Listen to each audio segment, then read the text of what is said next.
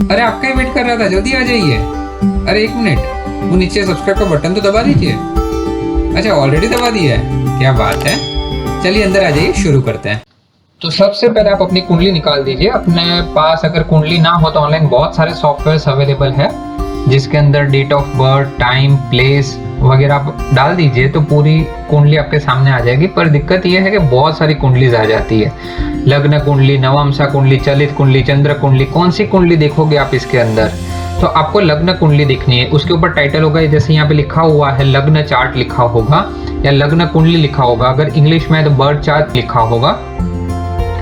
तो आपको वो देखना है, या तो छोटा सा ल भी लिखा हुआ होगा तो वो कुंडली आपको देखनी है। बाकी सब साइड में रख देना है, वो आगे के टॉपिक्स में हम सब कवर करेंगे। देखिए ये एक है ना साइंस है, ये यहाँ से बेसिक से अपने शुरू कर रहे हैं इसको। वो जाते जाते मैं आपको इतना सिखा दूंगा कि आपको कहीं पे भी जाने की जरूरत नहीं है। आप अपनी कुंडली का एनालिसिस खुद कर सकते हैं, दूसरों को भी एनालिसिस करके दे सकते हैं और दूसरों का भी भला कर सकते हैं। तो आपको मैं पूरा A to Z साइंस है, मैं प्रूव करके रहूंगा कि ये जो है ये एक विज्ञान है और इसी से सब कुछ, इसी में सब कुछ अवेलेबल है। आपको कहीं जाने की जरूरत नहीं है, आप सब कुछ कर सकते हो, खुद से कर सकते हो। पर हाँ, इसमें स्टडीज करनी जरूरी है। अभी कोई बोलेगा कि मैंने ये दिखाया था, ये पंडित ने ये बोला था या इन्होंने ये बोला था, ऐसा तो कुछ हुआ नहीं, ये सब फेक है, ये सब गलत है। ऐसा नहीं होता है, कुछ फेक नहीं है। उनका एनालिसिस गलत हो सकता है पर कुंडली कभी गलत नहीं बोलेगी। Interpretation by different pandits will be different, पर कुंडली कभी झूठ नहीं बोलेगी। इंटरप्रिटेशंस अलग हो सकते हैं जिसके कारण वो इवेंट आपकी लाइफ में नहीं हुआ, पर कुंडली कभी झूठ नहीं बोलेगी। इसलिए बोल रहा हूँ, इसको इंटरप्रिटेशन में आप कुछ भी सर्च करोगे ऑनलाइन कि ये भाव में ये रहा तो क्या होगा, ये भाव में ये रहा, तो उससे आप बोलोगे अरे ये तो हुआ नहीं। पर पूरा एनालिसिस करना होता है, आधा देखने से कुछ नहीं होगा। ठीक है, तो आपको सबसे पहले लग्न कुंडली देखनी है। इसके अंदर ये हाउसेस होते हैं। हाउसेस इस तरीके से जाएंगे, लेफ्ट हैंड साइड से जाएंगे एंटी क्लॉकवाइज। फर्स्ट हाउस इसको कहेंगे, सेकंड हाउस इसको, third, fourth, fifth, six, seventh, 8, 9, 10, 11 and 12। ये 12 हाउस है। ये हाउस यहाँ के यहीं रहेंगे, कहीं नहीं जाएंगे। मान लीजिए आपकी कुंडली में यहाँ पे 2 नंबर लिखा है या 3 नंबर लिखा है तो ये हाउस तो फर्स्ट ही कहलाएगा, ये 3rd नंबर का हाउस नहीं हो जाएगा। ठीक है, तो पहले आप हाउस समझ लीजिए, ये इसी स्थिति में रहेगा। कोई भी कुंडली लीजिए, लग्न कुंडली नहीं, नवमसा, चलित, चंद्र कुंडली, कोई भी कुंडली आप ले लीजिए। हाउस ये नॉर्थ इंडियन स्टाइल है, नॉर्थ इंडियन स्टाइल से ही ज्यादातर देखते हैं। साउथ इंडियन स्टाइल में थोड़ा अलग रहेगा, पर नॉर्थ इंडियन स्टाइल में मोस्टली यही इस्तेमाल होता है। First, second, third, fourth, fifth से लेके 12 तक ये एंटी क्लॉकवाइज इस तरीके से जाएंगे। अभी इसमें हाउसेस को नाम दिया गया हुआ है। ये जो 4 के जो है वो उसको केंद्र हाउस बोलते हैं। First, fourth, seventh and 10th ये केंद्र के घर है, चारों के 4। और 5th और 9th जो है उसको त्रिकोण कहा गया है। अभी केंद्र और त्रिकोण को बहुत शुभ माना गया है। और 6th, 8th and 12th house है उसको त्रिक भाव कहा गया है, इसको इतना शुभ नहीं माना गया हुआ है। अभी 1, 4, 7, 10, 5th और 9th ये केंद्र और त्रिकोण को बहुत ही शुभ माना गया है। और फर्स्ट हाउस है उसको केंद्र और त्रिकोण दोनों में कंसीडर किया है। यू कैन कॉल दिस त्रिकोण और केंद्र, कुछ भी आप उसको बुला सकते हो। तो इसको अति शुभ माना गया है फर्स्ट हाउस। तो अभी ये 12 हाउस क्या है, चले ये समझ लिया हमने, ये सब हाउसेस है, फर्स्ट से लेके ये सब हाउस है। अभी इसको देखना कैसे है, क्या करे इसके अंदर। तो हर एक घर जो है उसका एक सिग्निफिकेंस है। आपको फर्स्ट हाउस का एक सिग्निफिकेंस है, सेकंड हाउस का है, मतलब हर घर हमें आपकी लाइफ के बारे में कुछ ना कुछ बताएगा। अब हर घर क्या बताएगा वो मैं आपको आगे बताता हूँ क्या बताएगा। अभी मान लीजिए कि आपकी कुंडली ये है, ये लग्न चक्र है, ये लग्न कुंडली है। यहाँ पे मान लीजिए 2 नंबर है, तो इसका मतलब ये नहीं कि आपकी कुंडली में ये दूसरे नंबर का घर है, आपकी कुंडली में ये पहले नंबर का ही घर है। पर ये घर का मालिक जो है, ये घर ये जो डिपार्टमेंट है वो इसको मिला हुआ है। 2 नंबर जो लिखा हुआ है वो यहाँ पे पूरी राशि है और उनके मालिक है। मैं ये सब समझाता हूँ अभी आपको। ये राशि जो है ये मेष से लेके मीन तक की 12 राशियां है और उसके यहाँ पे मालिक है। तो जैसे मेष राशि है उसका मालिक है मंगल, वृषभ राशि है उसका मालिक है शुक्र, मिथुन का बुध, कर्क का चंद्र, सिंह का सूर्य, कन्या का बुध, तुला का शुक्र, वृश्चिक का मंगल, धनु का गुरु, मकर और कुंभ का शनि, मीन का गुरु। यहाँ पे देखिए मंगल देव है तो उनको 2 राशियां मिली हुई है। हर एक ग्रह को 2 राशियां मिली हुई है सिवाय चंद्र और सूर्य देव के। बाकी मंगल देव को मेष और वृश्चिक मिला हुआ है जो रेड में है। शुक्र देव को वृषभ और तुला मिला हुआ है। बुध देव को मिथुन और कन्या मिला हुआ है। गुरु को धनु और मीन मिला हुआ है। शनि देव को मकर और कुंभ मिला हुआ है। चंद्र और सूर्य को एक ही डिपार्टमेंट मिला हुआ है, एक ही राशि मिली हुई है। और राहु केतु छाया ग्रह है, उसको कोई भी डिपार्टमेंट या उसको कोई भी राशि नहीं मिली हुई है। उसके बारे में मैं आपको आगे बताऊंगा। अभी देखिए, आपने ये यहाँ पे पढ़ लिया, ये 12 हाउसेस है। अब 12 हाउसेस में कौन सी चीज है, कैसे देखें। पहला जो घर है वो आपका स्वयं का घर है, खुद का। ये बॉडी है, अपना फिजिक है, अपना माइंड है, अपना चरित्र है। अब कैसे देखोगे, दिमाग कैसा होगा, आप कैसे सोचोगे, आपकी मानसिकता कैसी होगी, वो सब कुछ हम लोग एनालाइज करेंगे इससे, फर्स्ट हाउस से। सेकंड हाउस जो है उससे देखा जाएगा मनी, फैमिली, जॉब और कुटुंब का है ये स्थान। वाणी, लाभ, आप कैसी वाणी बोलेंगे। आप कभी कोई होता है जो एकदम से बोल देता है, जो भी मन में आता है वो, मतलब स्पीच उसकी वैसी होती है कि सामने वाले को हर्ट कर जाए, हालांकि वो मीन नहीं करता। तो वैसी वाणी बोलेंगे या मधुर वाणी बोलेंगे, कैसे बोलेंगे। कोई ऐसा बोलता है जो बहुत सुनना पसंद आता है, हमेशा डिप्लोमेटिक रहता है, तो वो सब कुछ सेकंड हाउस से उसकी स्पीच देखी जाती है। थर्ड हाउस है वो छोटे भाई बहन का, साहस का, पराक्रम का, कॉन्फिडेंस आप में कितना हो, कितनी मेहनत करोगे आप, वो सब कुछ, भागदौड़ जो है आपकी, ये सब कुछ थर्ड हाउस से पता करेंगे। फोर्थ हाउस तो बहुत ही अच्छा हाउस है, उसमें आपको धन, दौलत, प्रॉपर्टी, घर, माता का घर है, मकान, वाहन का सुख कितना होगा, आपके पास मर्सिडीज होगी, BMW होगी, मारुति होगी, i20 होगी, क्या होगा। अगर नहीं होगा तो उसके लिए क्या करना है वो भी मैं आपको सिखाऊंगा कि आपके पास वो आ जाए। मैं पूरी कोशिश करूंगा कि इसका लाभ हर कोई ले सके। तो ये सब कुछ जो है इसी से देखा जाता है। पांचवा घर जो है वो संतान का घर है। आपके बच्चे कितने होंगे, लड़का होगा, लड़की होगी, आपकी प्राइमरी स्टडीज जो है, लव, रोमांस आजकल तो बहुत चल रहा है, तो फिफ्थ हाउस देखने की बहुत ज़रूरत पड़ेगी। आपको लव अफेयर्स में आपको सक्सेस आपको मिलेगा, नहीं मिलेगा, रोमांस, एजुकेशन, ये सब कुछ बुद्धि का घर है। ये सब कुछ फिफ्थ हाउस से देखा जाता है। सिक्स्थ हाउस है रोग, ऋण, शत्रु। मैंने आपको बोला था सिक्स्थ हाउस जो है वो त्रिक भाव है, उसको इतना अच्छा नहीं माना गया है। क्यों नहीं माना गया है उसको अच्छा, क्योंकि वो रोग, ऋण, शत्रु, दुर्घटना, मुकदमा, लंबी बीमारी, ये सब कुछ जो है वो इसी घर से देखा जाता है। आपके EMIs चल रहे हैं, लोन चल रहा है, तो वो सब कुछ जो है वो ये सिक्स्थ हाउस से देखा जाएगा। सेवंथ हाउस है उससे थोड़ा बच के रहना। वाइफ का घर है, मतलब आपकी पत्नी कैसी होगी, सुंदर होगी, नहीं होगी, आपके साथ बहुत खिटपिट करेगी, नहीं करेगी, अच्छे से रहेगी, आपके माता के साथ अच्छे से रहेगी, पिता के साथ अच्छे से रहेगी, घर संभाल के रहेगी, नहीं रहेगी, वो सब कुछ सेवंथ हाउस से देखा जाएगा। आप पार्टनरशिप, बिजनेस, प्रोफेशन या कुछ भी अपना खुद का करना चाहते हो, पार्टनरशिप में करना चाहते हो, फ्रेंड्स के साथ करना चाहते हो, वो सब कुछ सेवंथ हाउस से देखेंगे। एट्थ हाउस जो है वो है परेशानी का घर, मृत्यु तुल्य कष्ट जो बोलते हैं, वो एट्थ हाउस से देखा जाता है। आप कितना जियोगे वो सब कुछ आपको पता लगेगा एट्थ हाउस से, और आप ये सब कुछ देख सकते हैं। बस आप ये जो चैनल है फॉलो करना, मैं टाइम टू टाइम इसमें अपडेट करूंगा, आपको सिखाऊंगा, और इस तरीके से सिखाऊंगा मैं आपको कि आप सब कुछ एनालिसिस कर सकते हो A to Z आपकी लाइफ का या दूसरे की लाइफ का भी। तो एट्थ हाउस से अपने देखेंगे मृत्यु तुल्य कष्ट, और ये ससुराल का भी घर है। गहरी खोज का घर है ये। आप कितनी गहरी खोज, मतलब रिसर्च के बारे में, जैसे डॉक्टर है, इंजीनियर्स है, रिसर्च से रिलेटेड जो भी फील्ड है वो एट्थ हाउस से देखा जाएगा।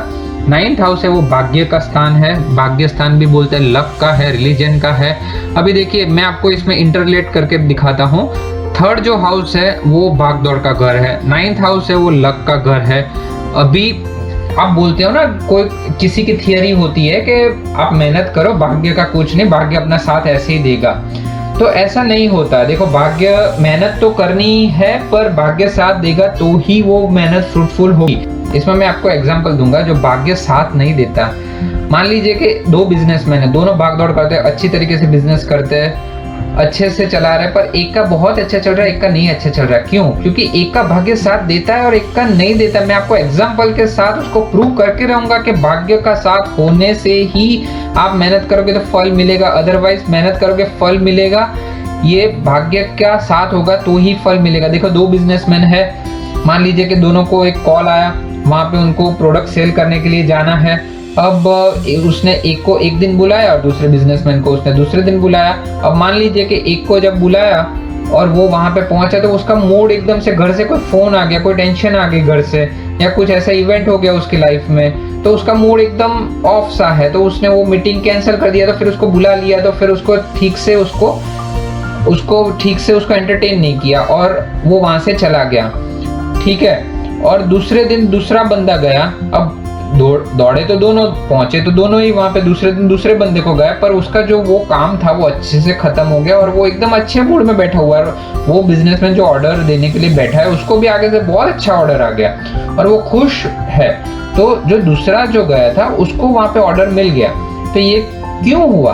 वो भाग्य की वजह से हुआ। उसका भाग्य उसका साथ दे रहा था, उसका 9th हाउस बहुत ही स्ट्रांग है। जो दूसरा जो है उसका 9th हाउस स्ट्रांग नहीं है, उसका 3rd हाउस स्ट्रांग है, पर 9th हाउस इतना स्ट्रांग नहीं है तो साथ नहीं दे रहा। 3rd हाउस तो दोनों का स्ट्रांग है, दोनों ने भाग दौड़ की, पर 9th हाउस जो है वो साथ नहीं दे रहा था उसका, इसकी वजह से ये हुआ है। तो हर कुछ साइंस है, हर कुछ मैं प्रूव कर सकता हूँ आपको कोई भी डाउट आप मेरे को पूछिए, मैं आपको प्रूव कर दूंगा। आगे बढ़ते, 10th हाउस जो है वो वर्क प्रोफेशन, आप बिजनेस करोगे, जॉब करोगे, क्या करोगे वो सब कुछ। आपको अगर अपना बिजनेस खोलना है, आपको जॉब में कोई लाइन चूज करनी, तो सबको 10th हाउस से देखा जाता है। 11 हाउस है वो लक्ष्मी स्थान है, आपका जॉब करोगे, प्रोफेशन करोगे, 10th हाउस से जो भी इनकम आएगी वो आएगी। तो कितनी आएगी, बेनिफिट्स जो है आपका जो भी लक्ष्मी जी से रिलेटेड जो है वो सब कुछ 11th हाउस से आपको पता चलेगा। 12th हाउस है वो एक्सपेंसेस का हाउस है, जो आपका खर्च होगा वो सब कुछ यहाँ से देखा जाएगा। खर्च हो जाता है, कभी ज़्यादा हो जाता है। देखिए 6th हाउस है वो रोग ऋण शत्रु, इसमें बोला था मैंने आपको EMIs वगैरह जो कुछ भी चलते हैं, तो ये जावक का, इसका 7th है ऑपोजिट हाउस है। वो मैं दिखाऊंगा कि सामने वाला घर कैसे देखना है। तो इससे देखा जाता है कि कितना खर्चा होगा, कितना एक्सपेंसेस होगा। जैसे कोई बीमारी आ गई, कोई हॉस्पिटल में, तो बहुत सारा खर्चा होगा। पैसे आते तो है पर टिकते नहीं, बहुत आगे चले जाते हैं, वो सब यहाँ से देखा जाता है। फॉरेन ट्रैवल भी यहाँ से देखा जाता है। आप विदेश अगर आप बसना चाहते हो तो वो भी 12th हाउस से देखा जाता है। तो ये सब कुछ यहाँ से देखा जाता है। अभी मैंने आपको पहले बताया था 1st हाउस, 2nd हाउस, ये जो भी 12th हाउस है उसमें क्या देखना है, तो ये सब देखना है उसमें। ठीक है। इसमें लाइफ का जो भी इवेंट है, ये इसके अंदर बहुत सारी चीजें और ऐड होती है। ये बेसिक मैंने आपको बताया हुआ है, तो इसमें बहुत सारी चीजें भी ऐड होगी। तो ये 12 हाउस जो है वो 12 हाउस, अभी मान लीजिए कि आपकी ये कुंडली है, यहाँ पे 2 नंबर लिखा है, तो इसका मतलब ये नहीं कि 2 नंबर मतलब आप मनी, जॉब, फैमिली जो है वो आपका यहाँ से देखा जाएगा, और पे 1 नंबर है तो आपका बॉडी यहाँ से देखा जाएगा। नहीं, आपको ये घर आपका 1st हाउस ही रहेगा ये। पर यहाँ पे ये घर का जो ऑपरेटर है, जो मालिक है, ये घर जो, जैसे यहाँ पे 2 नंबर लिखा है, तो 2 नंबर है यहाँ पे वृषभ राशि, ये वृषभ राशि को मिला हुआ है और उसका मालिक है शुक्र। तो शुक्र देव जो है वो कंट्रोल कर रहे हैं आपको। तो आपके अंदर जो तत्व होंगे शुक्र देव के ज्यादा होंगे, मतलब आप किस तरीके से बोलोगे, आपका फिजिक कैसा होगा, आपकी शक्ल कैसी होगी, वो सब कुछ शुक्र देव से रिलेटेड जो कुछ भी होगा वो ऐसे रिलेटेड होगा। आप ये जो पूरा राशि चार्ट है इसको लर्न कर लीजिए, आप कहीं पे भी लिख लीजिए, ये राशि है पूरी और ये इनके मालिक है, उनके अकॉर्डिंगली आपको उसका फल मिलेगा, या आप उसको इंटरप्रेट इस हिसाब से कर सकते हैं। तो मान लीजिए कि यहाँ पे 2 नंबर है, तो ये वृषभ और ये शुक्र, यहाँ पे 5 नंबर है, तो घर, मकान, वाहन, ये किसको, सूर्य देव को मिला है। 5 नंबर मतलब सिंह राशि, ये सूर्य देव को मिला है और उसका मालिक खुद बैठा है गुरुदेव के घर पे। ये इंटरप्रेट कैसे करना है वो मैं आपको बताऊंगा। ये राशि और ये उनके जो लॉर्ड है, उनके मालिक जो है वो आप देख लीजिए। अभी आप अपनी कुंडली लेंगे तो उसमें अभी आपको मैंने बताया, जैसे यहाँ पे शुक्र देव है, तो शुक्र देव पूरा ऐसा नहीं कि शुक्र देव जो भी है मतलब सबको एक ही रिजल्ट देंगे, उसमें डिग्रीज देखी जाती है। ये सब डिग्रीज है, आपके कुंडली में यहाँ पे डिग्रीज लिखी हुई होगी, डिग्रीज के अनुसार वो फल देंगे। 0 to 6 डिग्रीज है तो ये रिजल्ट है, इसको बोलते हैं बाल अवस्था। ये 6 to 12 है कुमार अवस्था, 12 to 18 है युवा अवस्था, 18 to 24 है वृद्ध अवस्था, 24 to 30 है मृत अवस्था। तो इसके अकॉर्डिंगली ये इतना रिजल्ट देंगे। अगर आपके कुंडली में कोई भी ग्रह, मान लीजिए कि ये 10 है, सूर्य देव जो है मीन राशि में ये 10 अंश पे मतलब 10 डिग्रीज पे है, तो 6 to 12 50% रिजल्ट देंगे वो, इस हिसाब से देखा जाता है। और अगर कोई ग्रह है 0, 1 to 29, 30 तो उसका रिजल्ट होगा नील, मतलब नहीं के बराबर। और ये सब कुछ साइंस है, ऐसा नहीं है कि ये डिग्रीज वगैरह सब कुछ। अगर आप चाहे अपना टेस्ट करवा सकते हैं उसमें, अगर आपके अंदर मान लीजिए सूर्य देव का 10 डिग्रीज है तो आपके अंदर जो तत्व जो होते हैं सूर्य देव के वो 10 डिग्रीज में होंगे। ये सब साइंस है। मंगल देव का जो भी अंश होगा तो उसके रिलेटेड जो एलिमेंट्स अपने बॉडी में होते हैं वो होंगे और इस हिसाब से आप बिहेव करोगे। मैं आपको प्रूव कर दूंगा कि ये पूरा साइंस है। जैसे अर्थ जो है वो रोटेट करता है अपने एक्सिस पे, उसके आजू बाजू दूसरे प्लैनेट्स रोटेट करते हैं एक्सिस पे। तो जब आप पैदा हुए तो दूसरे प्लैनेट्स कितनी डिग्रीज पे आपके ऊपर असर डाल रहे थे जहाँ पे जो जगह पे आप पैदा हुए, तो इसकी वजह से टाइम और प्लेस देखा जाता है। तो वो टाइम और प्लेस पे वो जो पर्टिकुलर ग्रह जो है उसका कितना उसके ऊपर प्रभाव पड़ रहा था, उसके हिसाब से आपकी ये डिग्रीज बनती है और इसके हिसाब से फल आता है। और अगर आप अपना टेस्ट करवाना चाहे तो उसके एलिमेंट्स जो है वो इसी हिसाब से आते हैं और इसी हिसाब से इंसान की कुंडली में उसका फल मिलता है। एक और चीज मैं आपको यहाँ से सिखाता हुआ जा रहा हूँ। जैसे आपको देखना है राशि कौन सी है, मतलब आप बोलते हो कि कोई बच्चा हुआ तो कौन सी राशि का हुआ, जो चंद्र राशि बोलते हैं। तो आपको कुंडली जो होती है उसमें लग्न कुंडली में जहाँ पे चंद्र देव बैठे हुए हो, तो चंद्र देव यहाँ पे बैठे हुए हैं और यहाँ पे अंक लिखा है 8 नंबर मतलब वृश्चिक। देखिए 8 नंबर है यहाँ पे, ये वृश्चिक, तो उनकी राशि हो गई वृश्चिक और उनके राशि का मालिक हो गया मंगल देव। तो एकदम सिंपल सा है। तो आप किसी भी कुंडली, आप राशि देखना सीख गए अभी, आप किसी भी कुंडली में आपके घर पे किसी का बर्थ हुआ है, आप खुद की राशि देखना चाहते हो तो अपनी लग्न कुंडली उठाइए, वहां पे देखिए कि चंद्रदेव कहाँ पे बैठे हुए। मान लीजिए चंद्रदेव यहाँ पे नहीं होते, ये यहाँ पे होते 11वें नंबर पे यहाँ पे बैठे हुए, तो 11वां नंबर है तो कुंभ राशि आती, तो उनके मालिक हो जाते शनिदेव। तो इस हिसाब से आप देख सकते हैं कौन सी राशि है। चंद्रदेव यहाँ पे है, वृश्चिक राशि है, तो उसके हिसाब से आप नाम रख सकते हैं वृश्चिक राशि के। अगर आपको राशि के हिसाब से रखना हो तो वृश्चिक राशि आती न या य, तो उसके हिसाब से आपके घर पे कोई जन्म हुआ है तो उनका नाम आप रख सकते हैं। अपना नाम चेंज करवाना हो, राशि के अकॉर्डिंग करवाना हो तो भी आप देख सकते हैं। यहाँ पे मान लीजिए कि चंद्रदेव यहाँ पे 4 नंबर पे खुद के घर पे है, तो कर्क राशि आ गई, तो आप ड और ह से नाम रख सकते हैं। तो इस हिसाब से आप उसमें देख सकते हैं। आप इतना पूरा एनालिसिस कर दीजिए, कमेंट में बताइए ये तरीका ठीक है सिखाने का। आपको कुछ और इसमें चेंजेस चाहिए तो आप मेरे को बताइए, मैं उस हिसाब से इसमें चेंजेस करके, पर मैं चाहता हूँ कि आप पूरा सीखिए। आप कहीं पे भी कुछ भी खर्चा मत कीजिए, पहले आप ये पूरा पढ़े और आप फर्क देखिए। तो उम्मीद है ये आपको समझ में आया होगा। इस चैनल को सब्सक्राइब करना ना भूलें ताकि मेरी नई वीडियो आए तो आपको तुरंत ही मैसेज आ जाए और आप और गहराई से एस्ट्रोलॉजी साइंस को समझ पाए। Be happy, make happy. Good bye.